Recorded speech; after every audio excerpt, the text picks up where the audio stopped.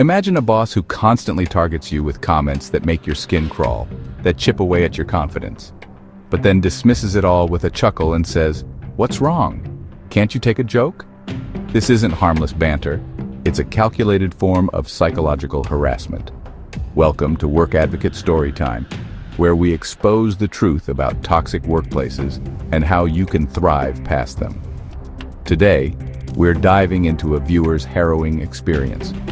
David's story reveals how a manager's sense of humor weaponized casual remarks, turning his daily work into a minefield of humiliation and invalidation.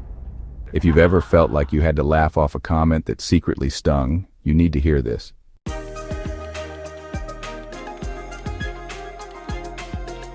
David had recently gotten a new position as a data analyst within a relatively small team. The work was interesting and most colleagues seemed pleasant.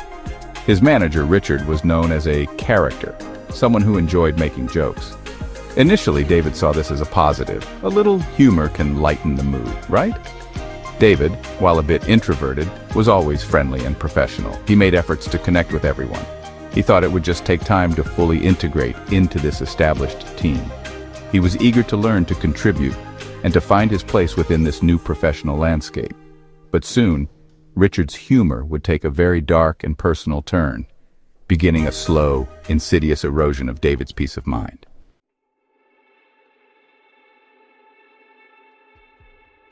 After a few weeks, Richard's jokes began to specifically target David. Being newer to the company, David often heard remarks about his perceived lack of experience or familiarity with company culture. "Oh look, David's using the newfangled software again. Back in my day, we used abacuses," always with a wink, as if to say, "Lighten up." These comments, while seemingly benign to an outsider, subtly undermined David's confidence. They implied he was less capable, less experienced, and somehow less intelligent than his longer-tenured colleagues. If David made a minor mistake, the kind everyone makes, Richard would announce it to the team, "Well, looks like our boy genius David here reinvented the wheel, and it came out square." Ha, just kidding, David. The just kidding felt hollow, the embarrassment very real. The casual way Richard exposed David's errors, often exaggerated, made David feel constantly under scrutiny, as if he couldn't afford to be anything less than perfect. He started double-checking everything, the fear of public ridicule hanging over him. Richard even made subtle, unwelcome comments about David's appearance, never overtly offensive, but enough to make him self-conscious. "New haircut, David? Trying to impress someone?" Or, "Lost a bit of weight, David? Don't tell me you're getting serious about your social life." All delivered with a boisterous laugh, always under the guise of harmless fun, leaving David to wonder if he was being paranoid, if he was truly too sensitive. He found himself scrutinizing his reflection, questioning his choices, and feeling a growing sense of unease each morning before work. The situation escalated when Richard began telling jokes that touched on sensitive topics in David's presence. He'd look around for laughs, and if David didn't join in, Richard would sometimes say, "What's wrong, David? Too serious for a good old-fashioned joke?" The pressure to conform, to feign amusement, was immense. David felt a chilling sense of exposure, as if Richard was poking at his discomfort, daring him to react. This wasn't just humor, it was a test, a deliberate attempt to see how far he could push. The unspoken message was clear. If you don't laugh, you're an outsider. If you don't conform, you're the problem.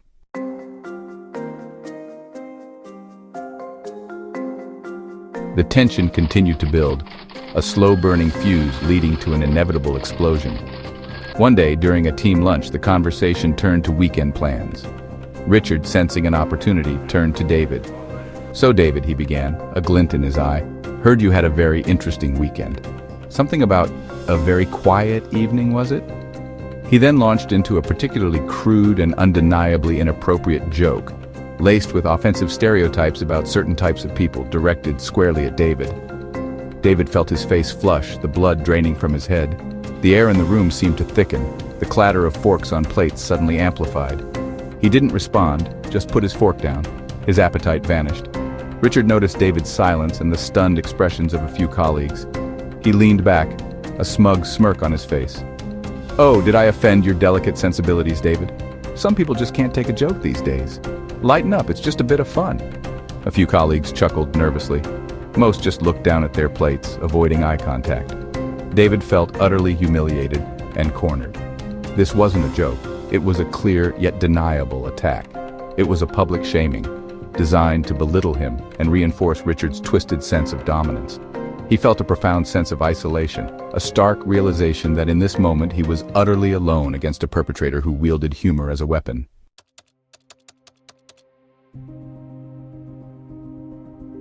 David was deeply distressed. The public incident at lunch was the final straw. He finally decided to speak to Richard privately, hoping to appeal to him, to make him understand the impact of his words. He calmly explained that some of the jokes, particularly the recent inappropriate ones, made him profoundly uncomfortable and felt like harassment. Richard's reaction was a textbook case of deflection and gaslighting. He feigned surprise, his eyebrows raised in mock innocence. Uncomfortable? David, I've been telling jokes like that for 30 years. Nobody's ever had a problem. You're being way too sensitive. I'm just trying to keep the mood light around here, inject a bit of fun into the grind. He then clapped David on the shoulder, a condescending gesture. No harm meant, buddy. Don't let a little joke get to you. David felt completely invalidated, his feelings dismissed as childish overreactions. Richard hadn't acknowledged the impact. He'd just reinforced that David was the problem for not getting the joke, for not having a sense of humor. And the behavior didn't stop. If anything, Richard seemed to subtly escalate it, almost testing David's reaction, proving a point. The inappropriate jokes became more frequent, whispered just loud enough for David to hear. The public comments about his perceived inexperience continued.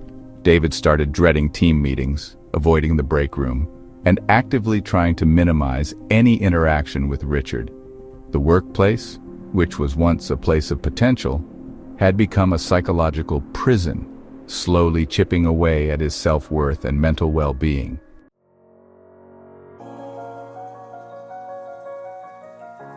David was isolated and struggling, forced to endure constant subtle harassment that was dismissed as humor. His attempts to address it were met with gaslighting and increased targeting.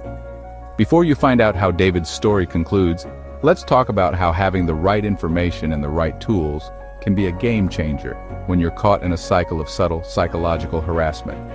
When jokes are creating a hostile environment, when your reality is being twisted by a manipulative individual, you need strategies. A simple guide like the Workplace Defender could have shown David how to spot the insidious line between innocent banter and calculated harassment, especially when comments are disguised as jokes or teasing and designed to undermine you.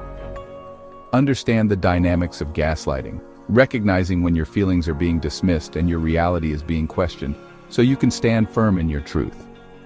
Learn how to meticulously document specific incidents, recording details, dates, witnesses, and the impact of each joke or comment, even if they seem minor individually. These seemingly small details can build a powerful case. Get clear communication strategies for responding in the moment, how to calmly set boundaries without escalating conflict, or escalating concerns effectively to HR or higher management, armed with solid evidence. Develop coping mechanisms to protect your mental health when facing persistent psychological manipulation, learning to separate yourself from the abuser's narrative. When jokes are making your workplace feel unsafe, when you're constantly questioning your own sanity, it's easy to feel alone and doubt your own reactions. If you are stuck in a bad situation at work and need to understand your options, need a battle plan against a psychological bully, the Workplace Defender is linked below. Don't let someone else define your reality. But now back to David's story.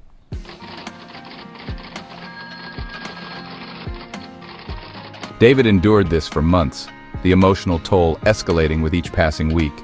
He considered HR, but the company's HR had a reputation for siding with long-term managers, especially those seen as characters. He also feared being labeled a troublemaker, of having his career derailed simply for standing up for himself. He saw how colleagues stayed silent, how they avoided eye contact when Richard's jokes landed, further isolating him and reinforcing the idea that he was the only one with a problem. The thought of confronting the system felt overwhelming, a battle he was sure to lose. The psychological toll of the constant, subtle abuse, the gaslighting, the humiliation, the fear of the next joke was immense. He was losing sleep, his concentration at work was suffering, and his self-esteem had plummeted. Ultimately, David decided the environment was too damaging for his mental health. He started discreetly looking for another job, meticulously preparing his resume and networking in secret. After a few stressful months of interviews and anxious waiting, he found a new job at a smaller company with a much more respectful and professional culture. A place where genuine humor was shared, not weaponized. He resigned from the company feeling a complex mix of relief and resignation. Relieved to escape the daily humiliation and psychological torment, but resigned to the fact that Richard would likely continue unchecked, free to inflict his humor on the next too sensitive employee. David's win wasn't a public victory or Richard's downfall. David's win was getting out, reclaiming his mental health and beginning to heal from the insidious, invisible harm of jokes that were never funny, that were always intended to control, demean, and silence.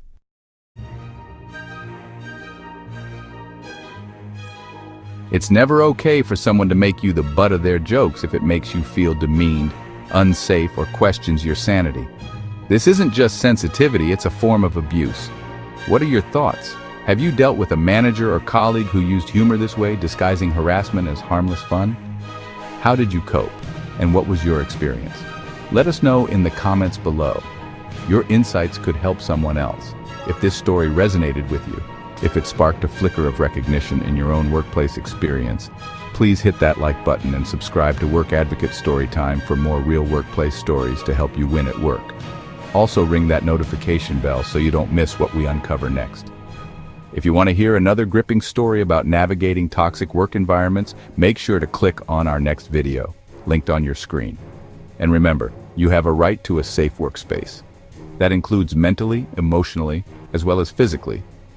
If you need to build your defense against a workplace bully, check out the link in the description for the Workplace Defender.